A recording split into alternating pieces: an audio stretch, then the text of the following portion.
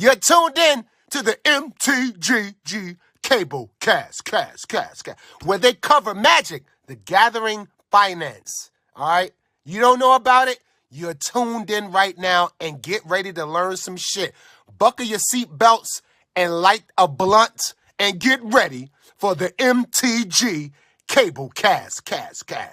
Starring Reptar and Thursty, them onion head motherfuckers. Alrighty guys, welcome to the newest episode of the Cabal cast. I apologize. I have just gotten back from Fanatics Fest and came back with con gunk, so I am a little under the weather. Excuse the voice. But today, we are actually going to talk about that event I was just at, Fanatics Fest. What was it? What is it? What could it mean for the future of events? What does it mean for what's happening now? And with that, let's take it away. So, up top, this is the first year of Fanatics Fest. This is the inaugural.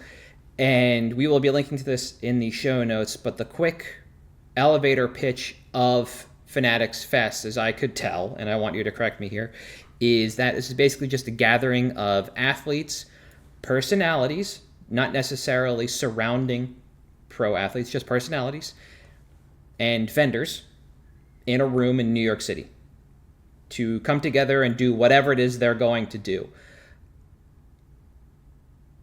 That's pretty accurate to what the not Kool-Aid version was. The Kool-Aid version was, this is a festival for fans. We're celebrating our fans and fandoms, so come to Fanatics Fest. We'll push all our products, we'll push all our brands, and it'll be a cool experience for everyone. And that's, basically what Cynthia Freeland was doing a lot of the introductions for all the panels and stuff, and she was saying, Fanatics Fest is this, whatever. So that was the pitch. But yeah, basically, we're just going to get a bunch of people in a room that love the same thing and do what we love. Yeah. So this is actually held by Fanatics themselves. This was not just a convenient marketing name or a name chosen to kind of tread lightly on an IP already. This was held by Fanatics, who have contracts with several professional sports. Is that correct? So they're actually now owned by the NFL, NBA, MLB, and there's one other, players' unions. Oh, okay. So the players basically that play those sports now own the company that produces those cards. Is the TLDR, yeah. All right. So I'm going to put a break here in the show notes to ask a question that I didn't think of until just now. You went out with a store. You weren't there as an individual, correct? And when you guys were planning this trip to Fanatics Fest, this was something that you knew you wanted to do, or you were kind of like questioning the utility of it? It was something that we knew we wanted to do because it, has all the potential of being like the Dallas Card Show, which we did an episode on. But for like literally any gaming. There were obviously a lot of people set up there with sports cards because of what it was. There were a lot of people there with Pokemon, some with Yu-Gi-Oh, and some with Magic. So it was, we kind of knew we wanted to do it only because it was an unknown that should be good. Got it. If that makes sense. It does. Yeah. So when you were thinking about this event and you were thinking that it should be good, did you expect it to be more of an event where people kind of came in to like meet the talent, so to speak, and move memorabilia? Or would it be moving, what I had in the show notes here, moving cards kind of event, meaning sports cards or any of the ancillary games that you meant? And I want to specify here, memorabilia being pieces of the game-worn jerseys, helmets, cleats, etc. Yeah, whatever. Yep. So did you expect it to be meet the talent and move memorabilia, or moving cards of any type when you were thinking about it? When we approached it, we basically approached it as what is the, because the industry is in like a mini COVID bubble again. Okay. Pokemon is exploding in price, sports are exploding in price, and those were the things that got big during COVID. So it was kind of, what's the stuff that we're going to move that we move to people during COVID in these verticals? Oh, okay. And that was kind of like how we wanted to approach it, because it was like, all right, it's a move this market kind of show, and anything that falls in that market. So, in the case of Pokemon, like sealed first ed rocket packs and stuff like that like you wouldn't take to a normal event because they're just going to sit there and rot. but people love those during that time. So that was kind of how we approached it, as that. So let's kind of look at I always call them the hype beast market. And that was, well, this is an event for hype beasts. Let's take our hype beast stuff there. Okay. So that answers a little bit of the next question, which is how you prepped, and you looked at it, like you said, from like what did we move, in 2020 to 2022, and what was the hypest stuff that we had. How long were you working on the prep for this show in regards to determining what you would want to bring, and then actually pooling those resources together if you didn't have them but had leads per se? So like you mentioned the first set of rocket packs. I assume a lot of that was on story. It wasn't necessarily through lead, but if you wanted to just pick up more slabs, for instance, how long did that prep take?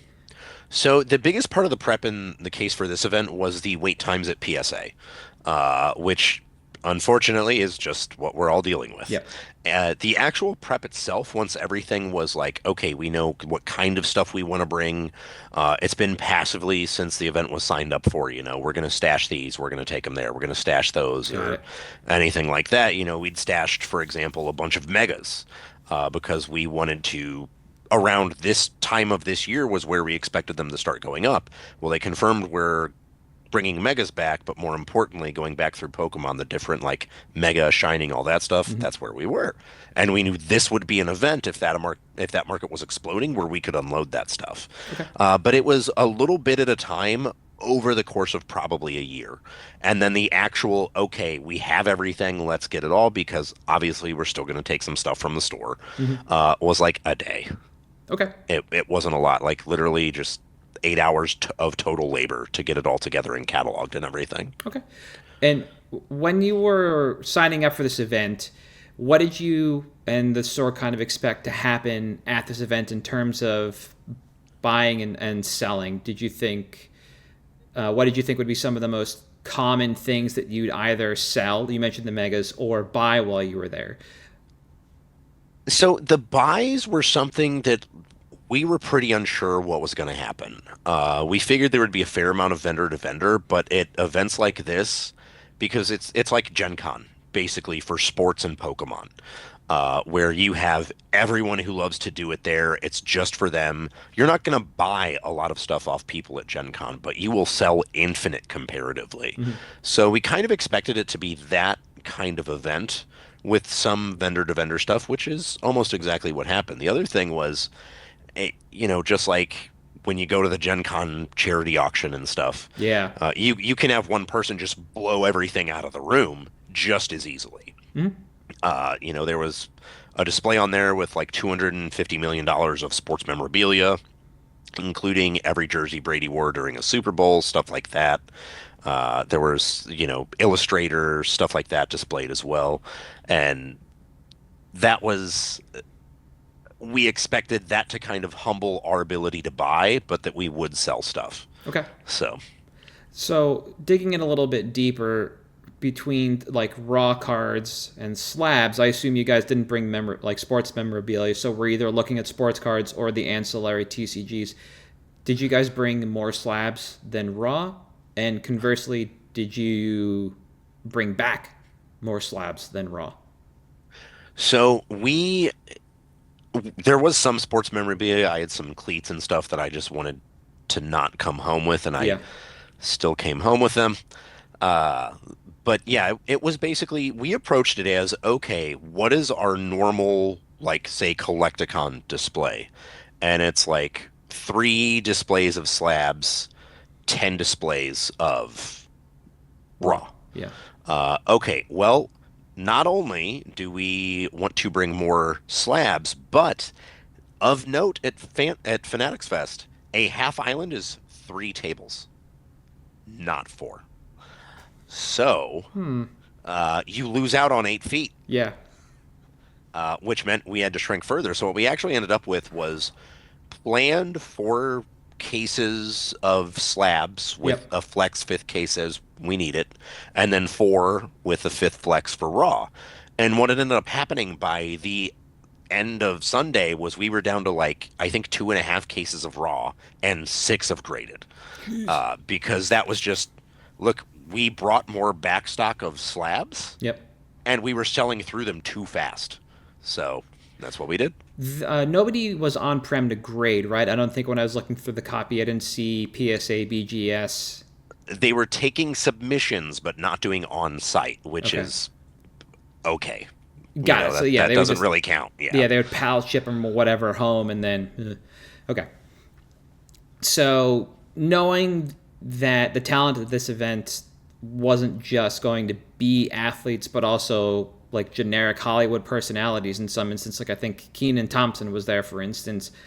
He did talk about the 3 thrust skit, or the 3 pump rule. Right.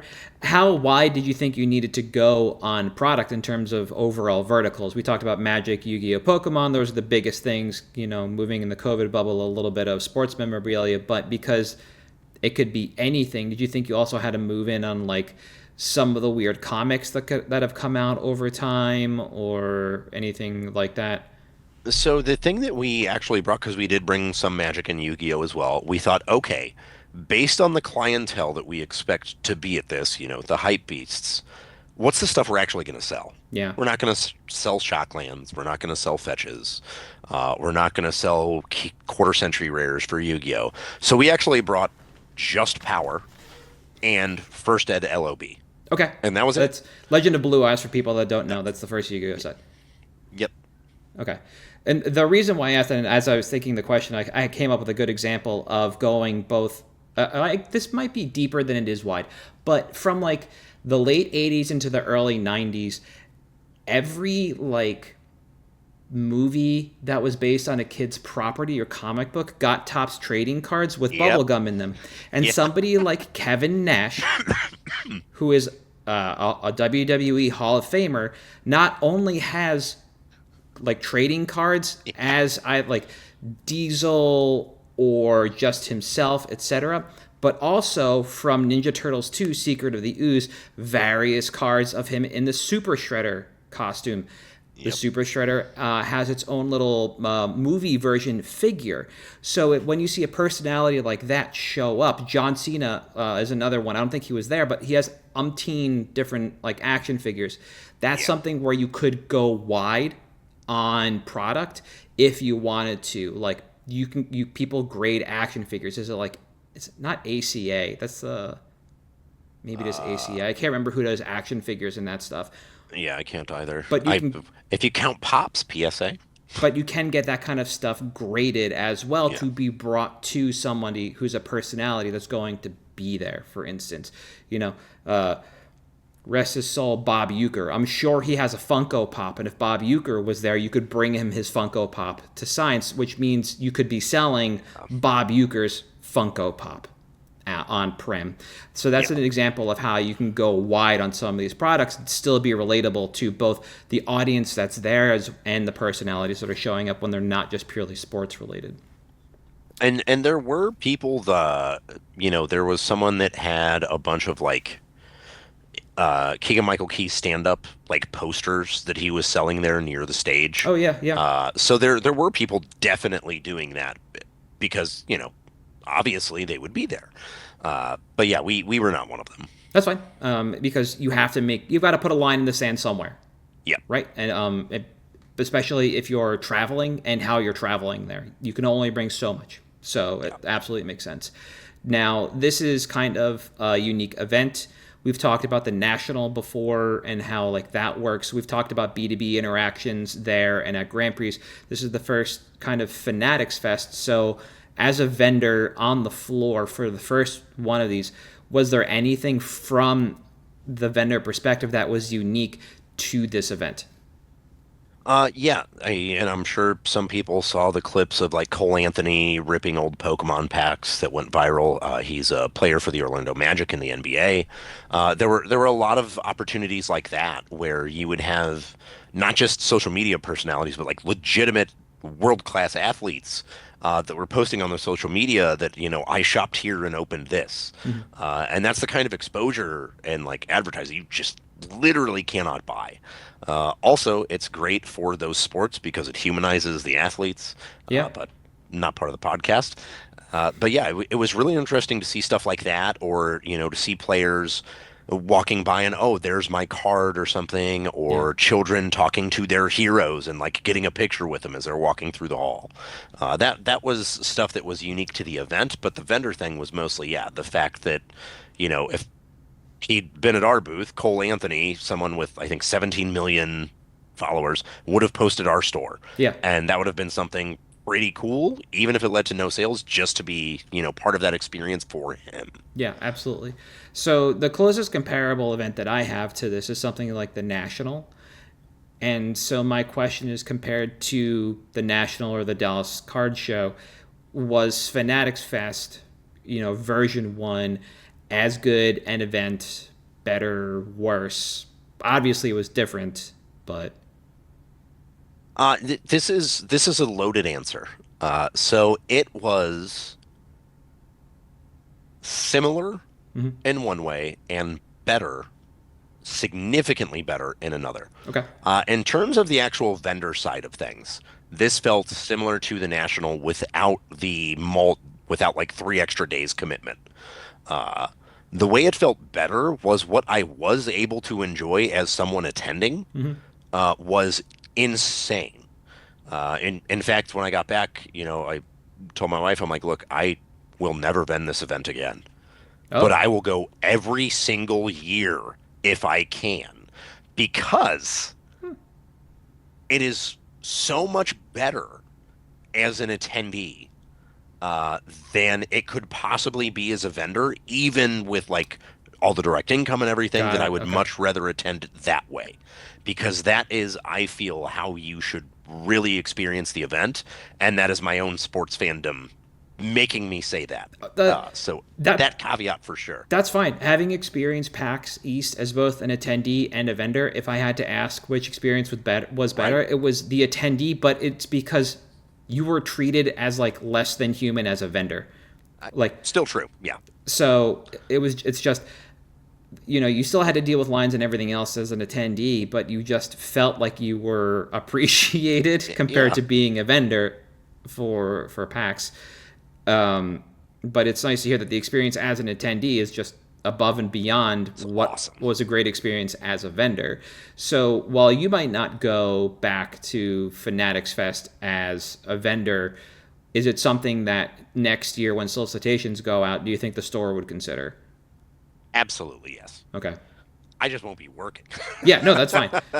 Like, But yeah, no, it's one of those events that, I mean, it's just like if you're TOA, you have to vend every MC because they're just awesome. yeah.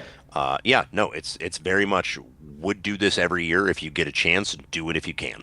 And just for clarification, because we know it was in New York City, but the audience doesn't. Yes. So was it in the Javits Center, or It was in the Javits Center, which is on the west side of Manhattan, which Yeah. means it's a 30-minute to hour Uber from everything else. yeah, or if you could take the train into Penn Station, it's about a 20-ish minute walk, depending on construction and lights.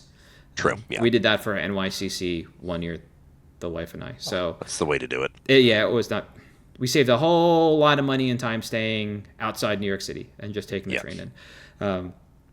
So that's good to know that it basically falls into the slate alongside the Nat, the DOS card show, etc. Now, as you were there, if you were in our Discord, there were definitely some photos that went up of things that were going on the floor. So, what kind of BS happened at this event on the floor?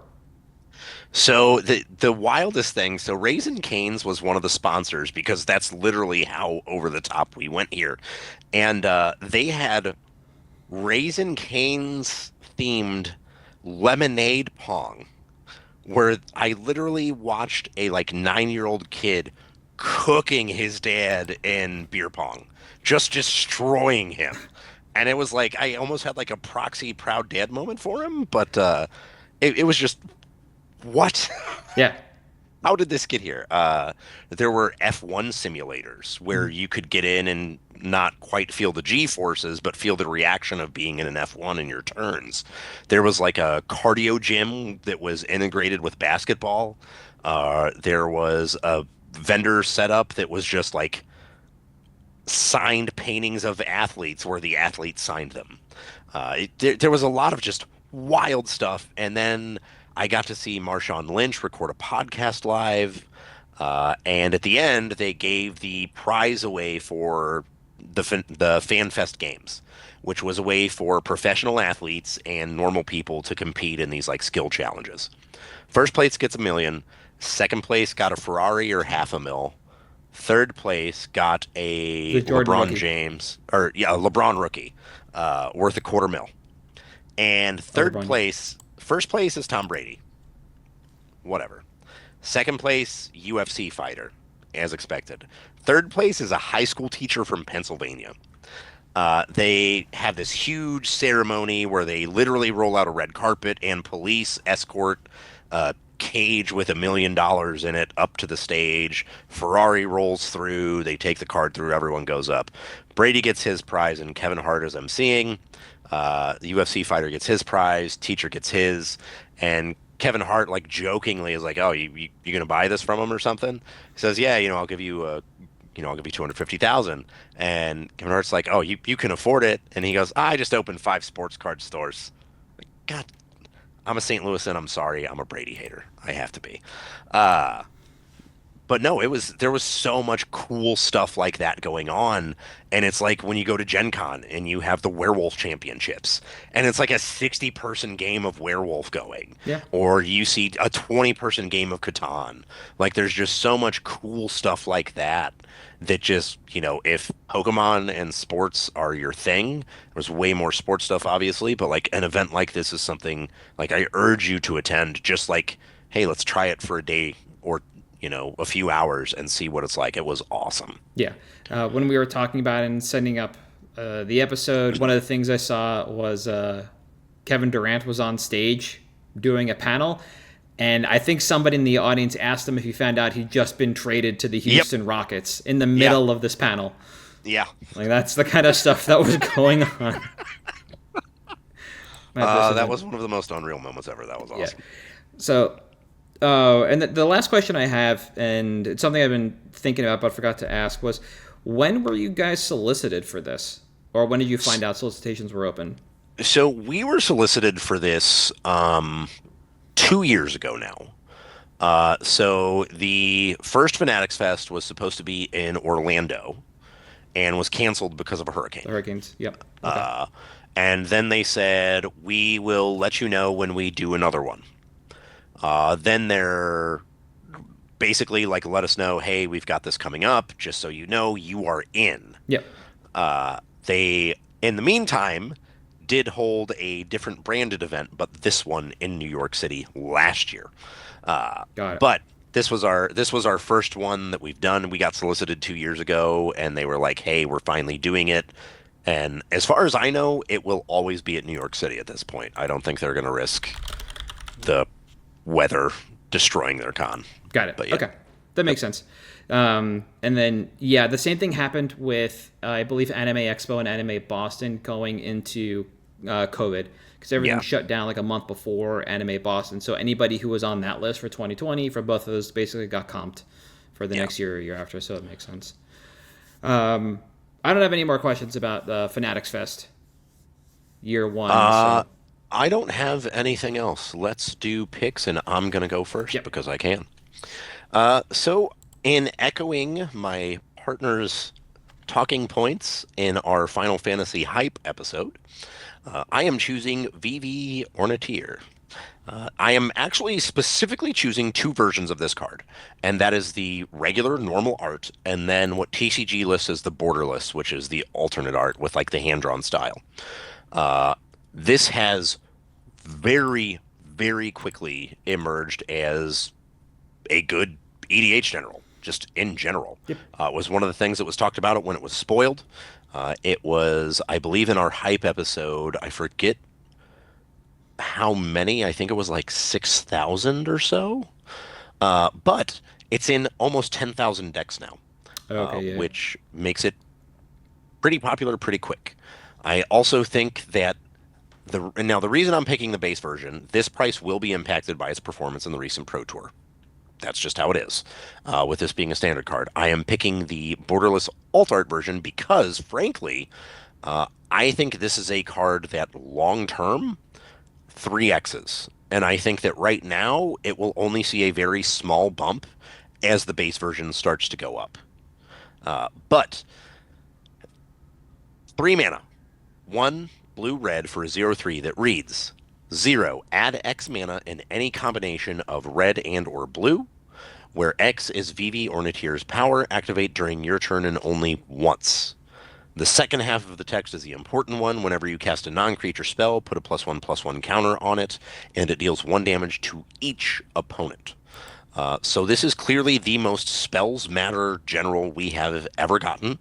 It ramps itself. It gives you basically free storm in the form of storing mana from your previous storm turns. It gets very large, and it's in 2 colors, which do a very good job of drawing cards, killing threats, and countering answers. I just think that this is something that long term, even as pushed as Magic Design has gotten, and it is very pushed, the cards that we have seen recently, which have most greatly affected the game, the One Ring being a prime example, have been in large license sets. I don't know if we will ever get a large license that more perfectly evokes spells matter than Final Fantasy. I just don't know what that would be. Even Spelljammer in D&D, though spell is in the title, is not a spells matter plane.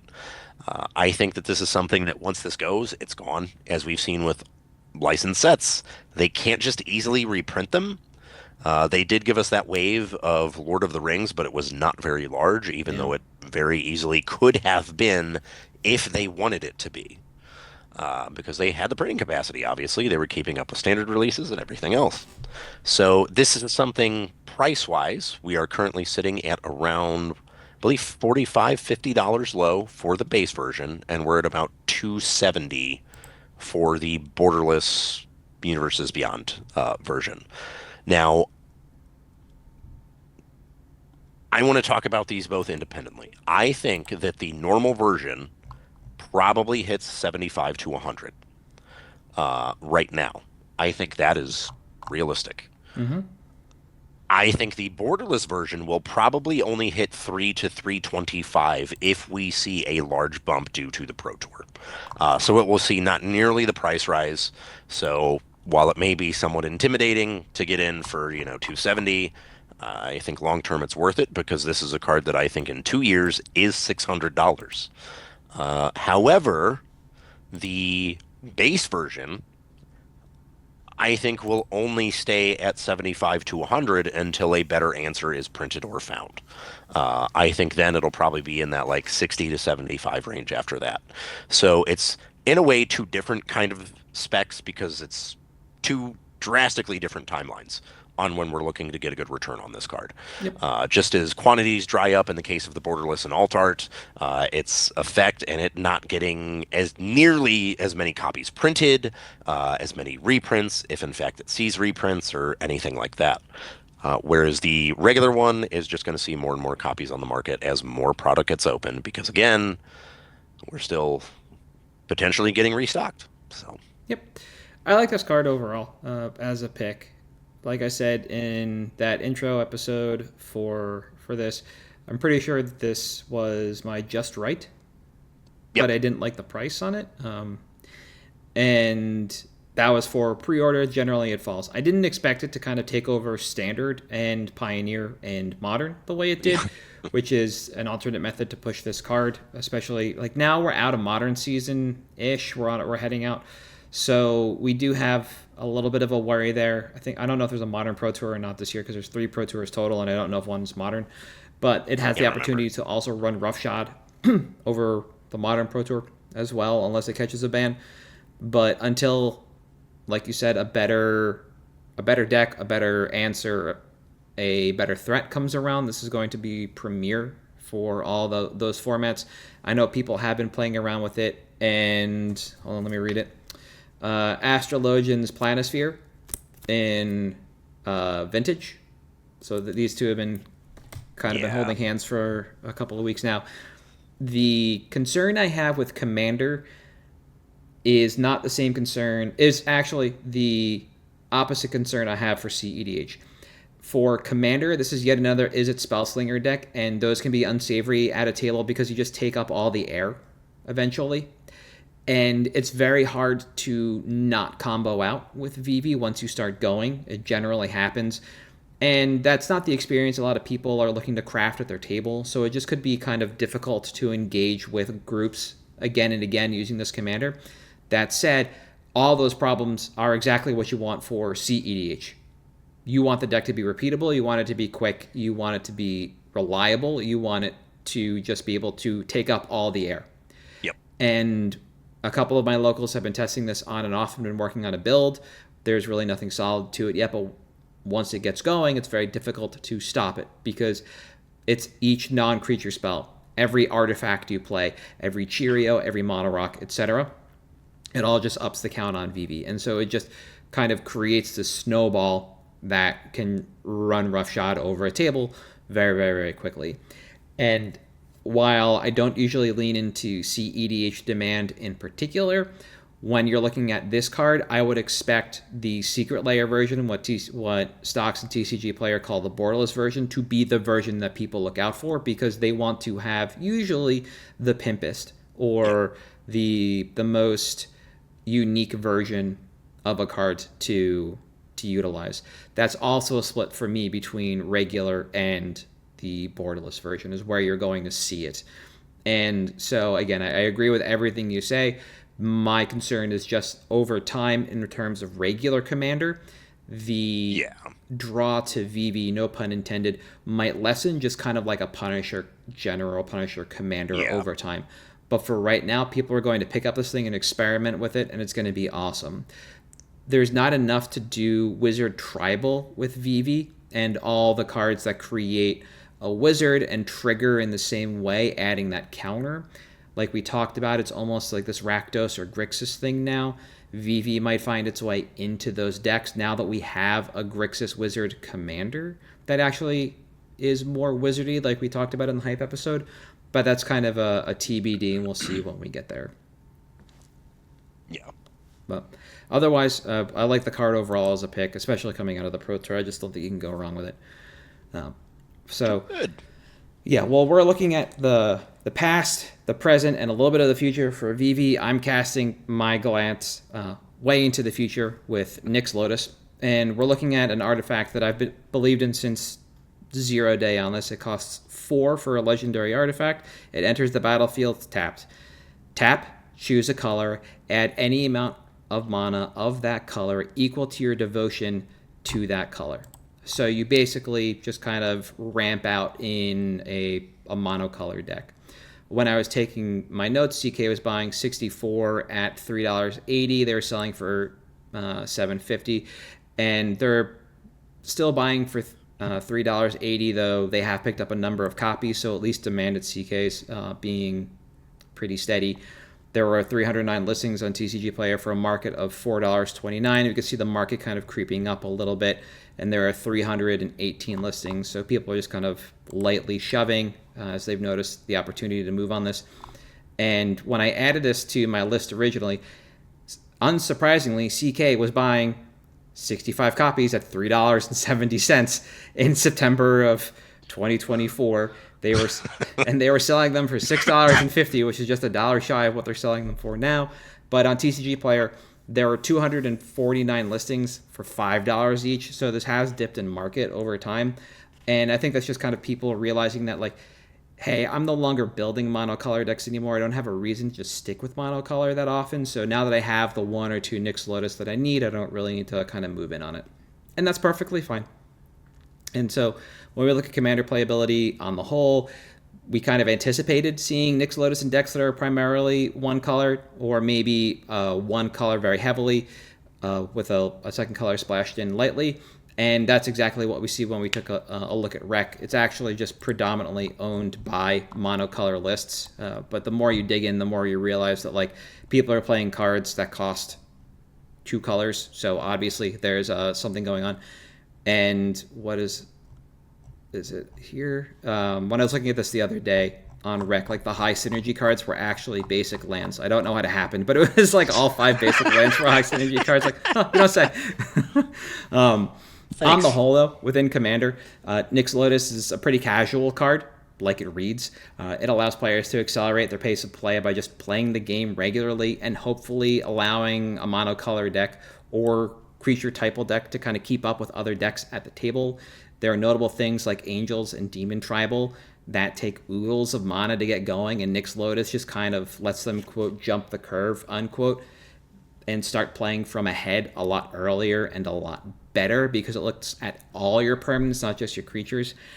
And I'm not sure what direction this card takes in the future because we don't know what we're going to get from a monocolor commander standpoint. But right now, players are combining Nyx Lotus with artifacts that want to be untapped multiple times, like the One Ring, or permanents like Cabal Coffers. And that said, it seems like they are hesitant to add any of the available key effects, those being Voltaic and Manifold keys, Kiora's Follower, Fate Stitcher. And at this point, players actually have access to almost 10 different key effects to untap permanents and either take over or win games. And untapping a Mana Rock that can give you 10 plus mana seems like a good place to start a lot of builds for a lot of different decks. And so that's kind of the jumping off point here, is that we are now getting a brand new key in Edge of Eternities. And this is where we're casting our view forward. We're looking at Tezzeret Cruel Captain to kind of push this forward. Tezzeret Cruel Captain's up on screen right now, but it was spoiled at the Magicon for Final Fantasy, or maybe a little before that. It costs 3 colorless. Not Wingding, but just 3 generic mana.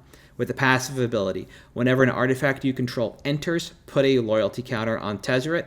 Tezzeret also enters with 4 loyalty. It has 3 abilities: a 0, a -3, and a -7. 0. Untap target artifact or creature. If it's an artifact creature, put a +1/+1 counter on it. -3. Search your library for an artifact card with mana value 1 or less, reveal it, put it into your hand, then shuffle. Importantly here, it says mana value 1 or less, which is much different than Urza's Saga. You can get an artifact that costs 1 of a color, like Portable Hole. You don't have to get something like Pithing Needle that costs 1 colorless. And then the -7, you get an emblem with, at the beginning of combat on your turn, put 3 +1/+1 counters on target artifact you control. If it's not a creature, it becomes a 0/0 robot artifact creature.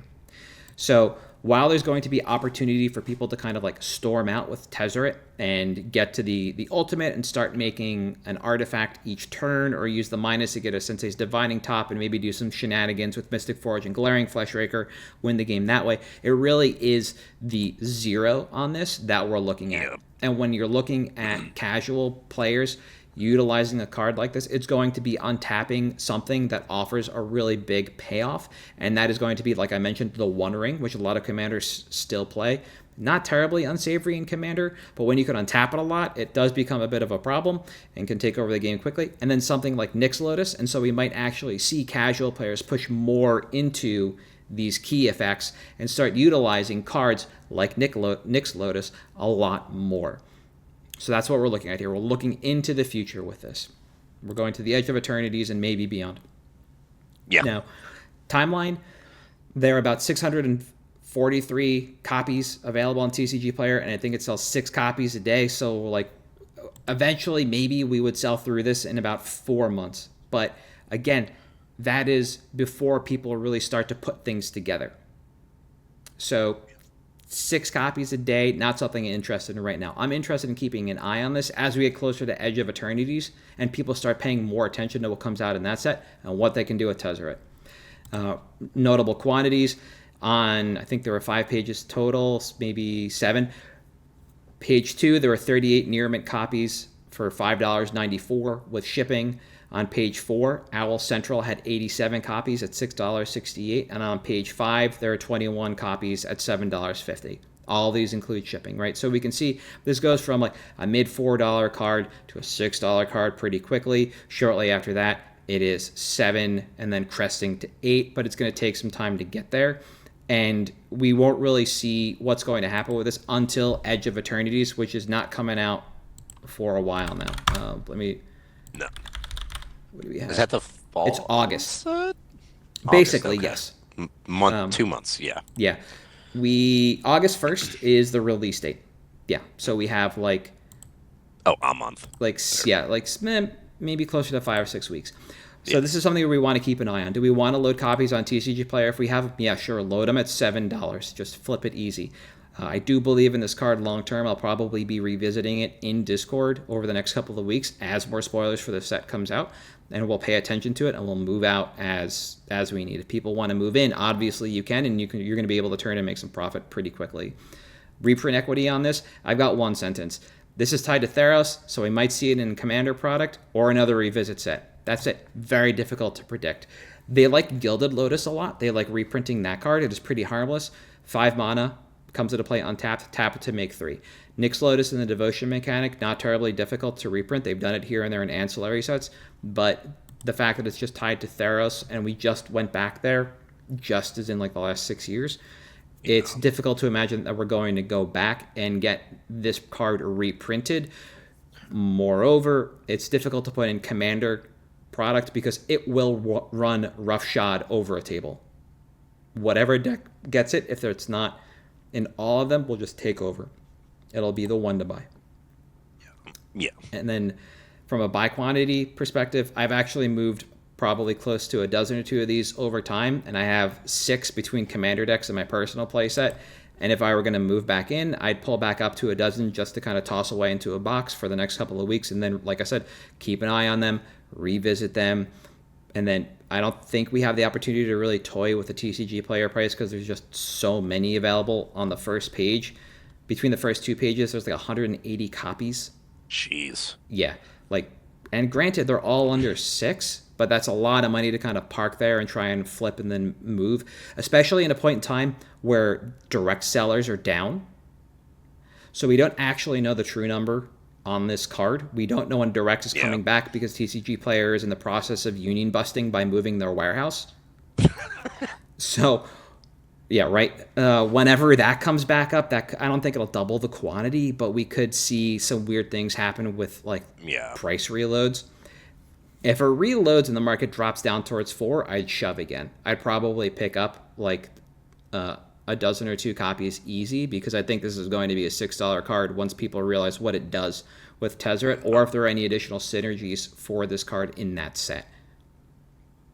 But that's my pick for this week, and like I said, we'll be keeping an eye on it in the Discord.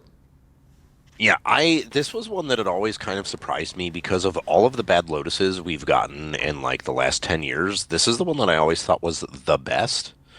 And to me, it should always have been a like $7 to $10 card. And every time I look and I'm like, oh, right, because Theros Beyond Death or whatever, it's still as affordable as it is. Yep.